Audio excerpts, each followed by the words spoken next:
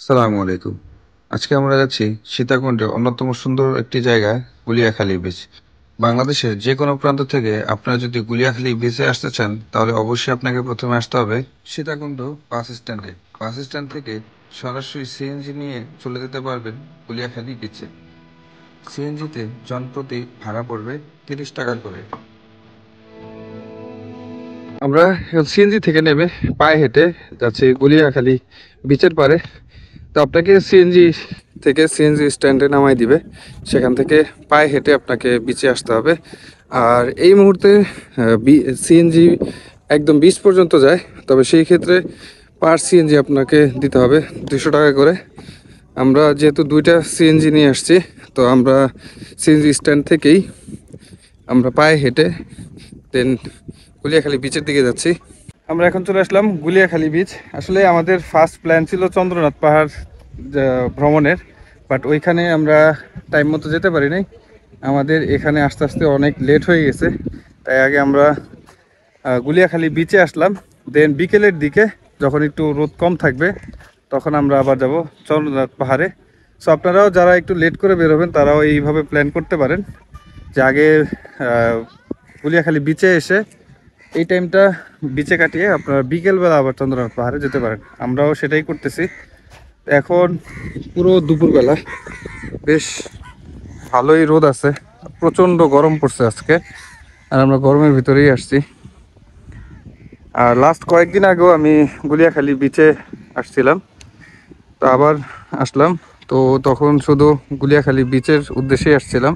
তো আজকে চন্দ্রনাথ পাহাড়, শুভলং ঝর্ণা চেষ্টা করব সবগুলো ঘোরার জন্য, যদিও আসলে আমাদের হাতে সময় কম, তারপরও চেষ্টা করব যতটুকু কভার করা যায়। তো আজকে শুরু করলাম আমরা গুলিয়াখালী বিচ দিয়ে। তো আমাদের কয়েকজন মেম্বার আছে, এটা আসলে ফ্যামিলি ট্যুর। ওই যে ওখানে সবাই রেস্ট নিচ্ছে, প্রচণ্ড গরম। তো এখানে আসলে কিন্তু অনেক স্টল আছে, চিপস, ফুচকা, বিভিন্ন জাতীয় জিনিস খেতে পারবেন, শরবত। নর্মালি এখানে ওইরকম ভারী খাবার না, এখানটা শুধু মেনলি চিপস, ফুচকা, এইসব খাবারগুলো এখানে আছে। আর যদি আপনারা দুপুরে খাবার খেতে চান, সেটা হচ্ছে গুলিয়াখালী যে সিএনজি স্টেশন আছে, যেখান থেকে আপনাদেরকে নামিয়ে দেবে, ওখানে বেশ কয়েকটা হোটেল আছে, ওইখান থেকে আপনারা লাঞ্চ করতে পারবেন। আর এখানে কিন্তু বেশ কয়েকটা জায়গায় দোলনা আছে সুন্দর, এখানেও আছে। তো আমরা এখন এই দোলনাতে উঠবো। একটু দোলনাগুলো থাকাতে আরো বেশ সুন্দর লাগতেছে, আর এরকম একটা পরিবেশে দোলনায় দোল খাওয়া খুবই চমৎকার একটা ব্যাপার।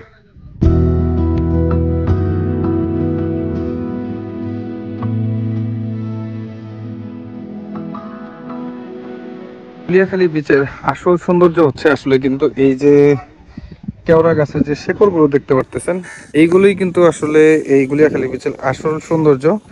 আর হচ্ছে এই যে গাছপালা আর সুন্দর গর্ত গর্ত যে জায়গাগুলো আছে ঘাসের উপরে, এইগুলো জায়গায় কিন্তু আসলে গুলিয়াখালী বিচের আসল সৌন্দর্য। আর সামনে কিন্তু মাছ ধরার জন্য বেড়া দিয়ে রাখছে, জাল পেতে রাখছে মাছ ধরার জন্য এই পাশে, এবং সামনে কিন্তু পুরোটাই এরকম মাছ ধরার জন্য দিয়ে রাখছে। জোয়ারের সময় পানিটা পুরো ভরে যায় আর মাছ আটকা পড়ে, দেন ভাটার সময় কিন্তু এগুলো থেকে জেলেরা মাছ সংগ্রহ করে। থেকে আমরা চলে যাব চন্দ্রনাথ পাহাড়ের দিকে। আর এখানে আসলে কিন্তু আপনাদের সিএনজি স্টেশন থেকে নামিয়ে দেওয়ার পরে আপনাদের কিন্তু 10-15 মিনিট হেঁটে দেন হচ্ছে গুলিয়াখালী বিচে আসতে হবে। সো আমরা এখন এখান থেকে বেরোয় যাব, দেখা হবে চন্দ্রনাথ পাহাড়ে গিয়ে। ঘোরাঘুরি শেষ করে আমরা গুলিয়াখালী বিচে এখান থেকেই দুপুরের খাবারটা সেরে নিই। আর এখানে বিভিন্ন ধরনের প্যাকেজ আছে, আপনারা চাইলে যে কোনো একটি প্যাকেজ নিয়ে খেতে পারেন। আমরা আজকে আছি জিয়ানি হোটেল অ্যান্ড রেস্টুরেন্টে। এখানে সব খাবারই আপনাকে প্যাকেজ হিসেবে খেতে হবে। আর এই সব প্যাকেজের সাথেই থাকবে আলু ভর্তা, ডাল, ভাত এবং যে কোনো একটি মাছ। দুপুরে খাওয়া দাওয়া শেষ করে সিএনজি নিয়ে আমরা সরাসরি চলে যাই চন্দ্রনাথ পাহাড় ট্রেকিংয়ের জন্য। আর নেক্সট ভিডিওতে আপনাদেরকে দেখানোর চেষ্টা করব চন্দ্রনাথ পাহাড়ের এক অ্যাডভেঞ্চার ট্রেকিং। সে পর্যন্ত আমাদের সাথেই থাকুন। ধন্যবাদ।